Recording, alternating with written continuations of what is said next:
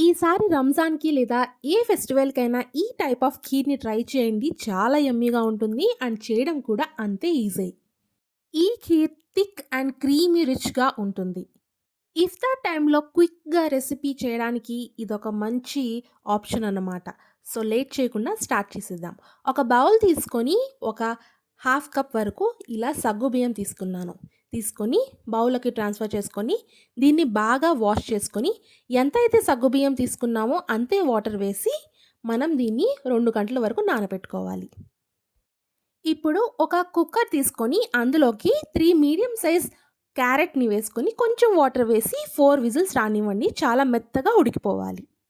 ఉడికిపోయిన తర్వాత తీసుకొని అది బాగా చల్లారిన తర్వాత దాన్ని మనం మెత్తగా మిక్సీ పట్టుకోవాలి. మీడియం ఫ్లేమ్‌లో 3-4 విజిల్స్ పట్టించండి. మెత్తగా అయిపోతాయి. సో, ఇలా మ్యాష్ చేసుకోవచ్చు లేదా మనం మిక్సీ కూడా పట్టుకోవచ్చు. ఇప్పుడు ఒక కడాయి పెట్టుకొని అందులోకి నేనిక్కడ 1 లీటర్ వరకు ఫుల్ ఫ్యాట్ మిల్క్‌ని తీసుకున్నాను. ఇది బాగా మరగడం స్టార్ట్ అయిన తర్వాత మనం నానపెట్టుకున్న సగ్గుబియ్యంని ఇందులోకి ట్రాన్స్‌ఫర్ చేసుకుందాము. ఆల్రెడీ నానపెట్టుకున్నాం కాబట్టి సగ్గుబియ్యం ఉడకడానికి ఎక్కువ సేపయితే పట్టదు. ఇలా బాగా ఉడికిన తర్వాత మనం ఇందులోకి కుంకుమ పువ్వు కలుపుకున్న పాలని వేసుకుందాము. తర్వాత మనం క్యారెట్‌ని మ్యాష్ చేసి పెట్టుకున్నాం కదా! ఆ పేస్ట్‌ని కూడా ఇందులోకి ట్రాన్స్‌ఫర్ చేసుకుందాము.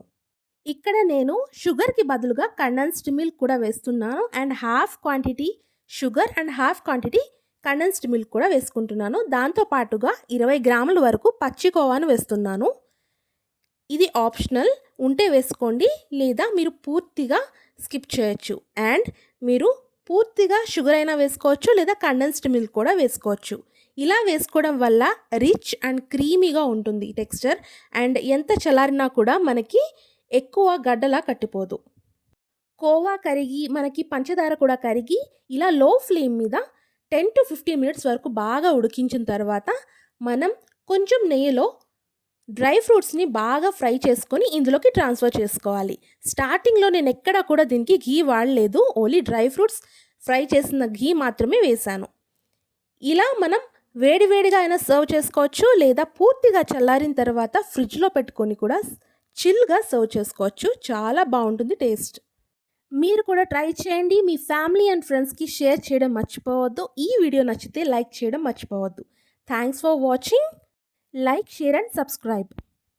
నేను ఇంగ్రీడియెంట్స్ అన్ని డిస్క్రిప్షన్ బాక్స్‌లో ఇస్తాను. చెక్ చేసుకుంటూ రెసిపీని చూస్తూ చేసేయండి. అండ్ మీకు రంజాన్‌లో నెక్స్ట్ రెసిపీ ఏం కావాలో నాకు కామెంట్ చేసి చెప్పడం మర్చిపోవద్దు. అండ్ మీలో ఎంతమందికి హలీం అంటే ఇష్టమో నాకు కామెంట్ చేసి చెప్పండి. రెసిపీ చేసి చూపిస్తాను.